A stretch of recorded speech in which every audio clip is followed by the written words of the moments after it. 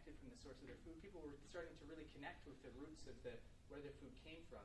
Same for all these other different things. And getting into some of these more philosophical areas, like the structure of how you thought about your life was shifting from like a dependence upon economic sort of metaphors and just like tangible things to more of an ecological sort of metaphor for the structure of one's life. And this kind of experience of dependence was both for like these external kind of connection things, but it was also a deeply kind of personal like experience for a lot of people, and this internal thing as well. So that was really interesting for me to see like those two kind of areas coming together. Yeah, really interesting. So those are some of the findings, so to speak, and I want to kind of shift now to talk a little bit about so what, like why does this matter, and what can we do with this knowledge, or how can we use this? Does anybody know what this plant is? Dandelion? I actually don't know. I yes. I think it might be elecampane. No, maybe not. No. I don't think it comes up with that. It was beautiful. This was in the winter time, and everything else around this plant is like brown and gross looking. But yeah, elecampane I think dies all the way back. Doesn't really have that rosette in the winter. If you could get a printed picture of that and put it down on the message board and ask someone in this campus. Yeah. Well, there's a Shazam for plants. Yeah. You can put on your Really? phone. Yeah, there is. Absolutely. Anyway, I don't know what it is. Sorry. Yeah, It is. It's pretty though. So one thing that like I was like, okay, so the commons and like this commons model of organizing community gardens to me feels like this is important. And what I've found is that the organizational structure of the Purple Thistle, where it's rooted in this radical notion of trust, where you're really trusting yourself and you're seeing each other as whole beings. Like you're like really trusting people to be themselves, right?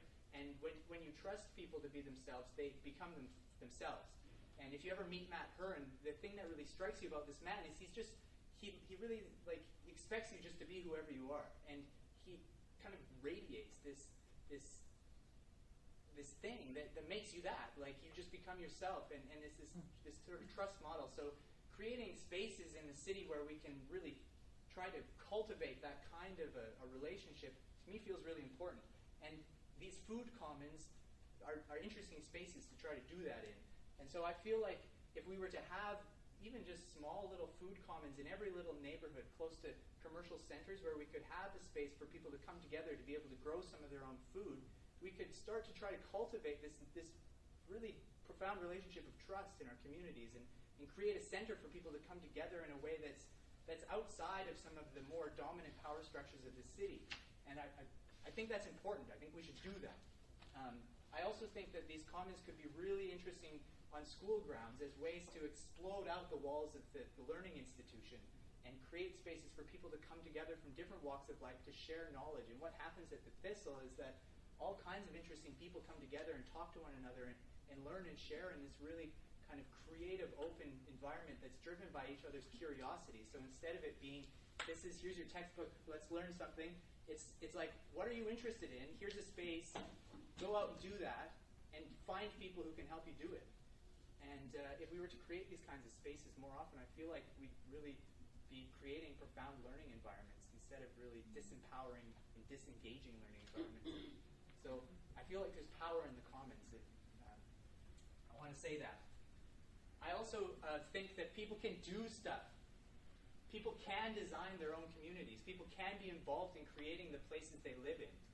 Right now, in a lot of Western city design, places are created for us by professionals, and professionals have a lot to offer, but they're not the only people who can create their own spaces. The people at the Purple Thistle all came together with no knowledge about how to grow food, and you saw some of the pictures of the gardens. They're beautiful. These are people who knew nothing, and they did it themselves. So we can create our own places. People can be involved in designing their own cities, and when they do that, all kinds of amazing things happen. People start to see each other in this way that's really interdependent and connected, and it's creating this kind of new way of thinking about the world. It's really a new paradigm of ecological understanding. I think that we need to recognize that, and the professionalization of design and planning is a problem. A problem I think that can be addressed partially by these kinds of creative community gardens. So I just said a little bit about learning and education, and the way that we learn in society is pretty weird, I think. And this project shows that there's alternatives, in that if we create these spaces of trust, people can really learn in these really new, profound, powerful ways. And I feel like it's important and something that we need to try to do more of. So this is a picture of the apothecary that Adam built. It's all wild-crafted herbs from the garden, so all kinds of medicinal plants that people can use, and there's information about all of them. And these are some young ladies learning about some of the different medicines that are available in Thistle Garden.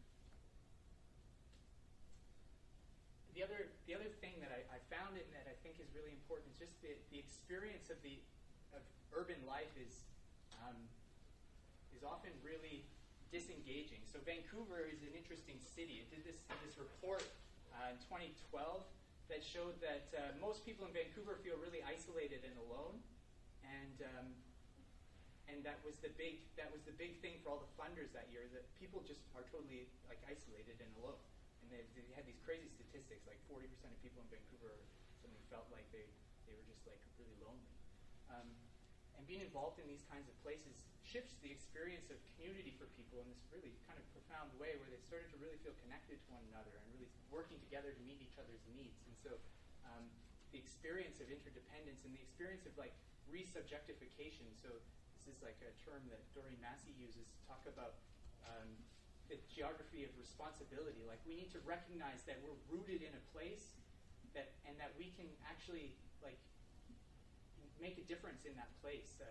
There's a lot of thinking in like the kind of sustainability movement about the necessity of like thinking global and working on these globalized places, but everything globalized happens somewhere. Everything happens in a place. And so rerouting our experience back into somewhere situated in place is really important and something that we need to think about. I don't think I have enough time to really get into this in a deep way. I've a lot of theory sort of stuff that comes out in my thesis. If you're interested, you can try to find it online, or we can talk about it. But I'll just leave it there. Experience is important, and I think our experience of the city is going to change. I think my work maybe helps kind of think about that a little bit. So I just want to end, I guess, on a bit of a personal note. For me, this project was like, a lot of this is me, right? Like my experience of being involved in this project, and this is kind of where it began at the Thistle. It was a kind of big mess. I wasn't sure what was happening. This is looking into the wetland area.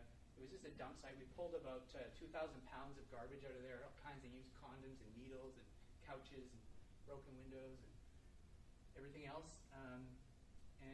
We cleaned it up, and we tore down the fence, and we created a really kind of unique, vibrant space, and totally illegally, totally outside of the way things are supposed to happen in the city.